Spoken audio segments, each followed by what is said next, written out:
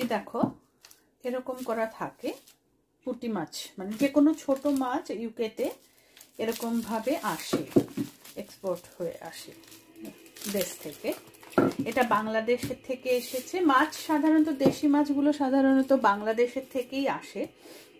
এটা হচ্ছে দেশি পুঁটি লেখা থাকে। আর এখানে এখানে তোমরা দেখতে পাচ্ছ কিনা কেন ক্যামেরায় যাই না, এখানে এক্সপায়ার ডেট, যেদিন প্যাকিং, এখানে লেখা আছে যেদিন প্যাক হয়েছিল 20th May 2024, আর বেস্ট বিফোর 19th May 2026। তাহলে 2 বছরের করে থাকে, 26 অবধি আমরা এটা খেতে পারবো, এরকম ভাবে এক্সপায়ার ডেট থাকে।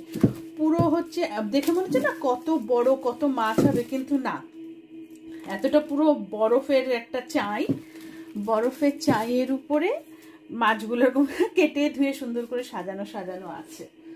তোমাদের আমি কেটে দেখাচ্ছি।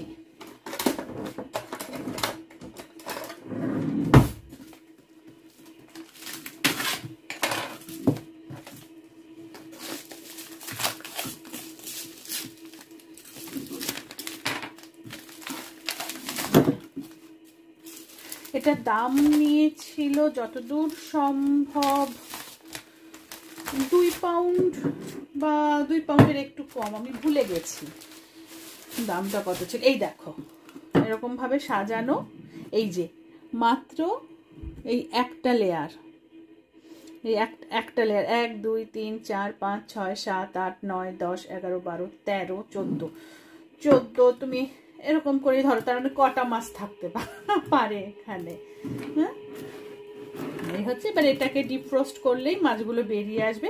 মাছগুলো কান পেট সব মানে পরিষ্কার করা আছে, আশটাশ ক্লিন পুঁটি মাছ, ক্লিন পুঁটি মাছ। বরফ গলার জন্য জলের মধ্যে চুবিয়েছি, দেখো কি সুন্দর এখন পরিষ্কার দেখা যাচ্ছে কিভাবে সাজিয়ে রাখে মাছগুলো, দেখতে পাচ্ছ এরকম ভাবে সাজিয়ে। এই যে ও পেছন দিকেও আছে কিছু, তারা বাঁকা মুখগুলো বেরিয়ে গেছে বরফ গলে গেলে। এই যে সাঁতার কাটছে।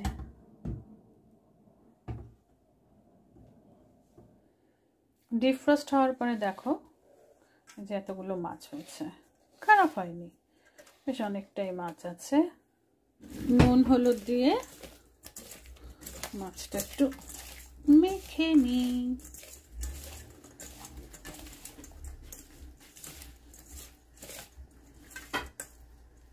দেখো এটার চেহারা দেখো, কঙ্কাল বেরিয়ে গেছে, এর কঙ্কাল। আবার এ ভালো আছে, এ সুন্দর আছে, এক একজন এ পেটকে গেছে, এক একজন এক এক রকম আছে আর কি।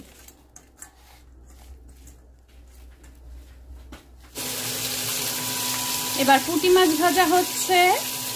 আজকের মেনু আমাদের পুঁটি মাছ ভাজা কমপ্লিট, আর আমার লাঞ্চ থালা রেডি।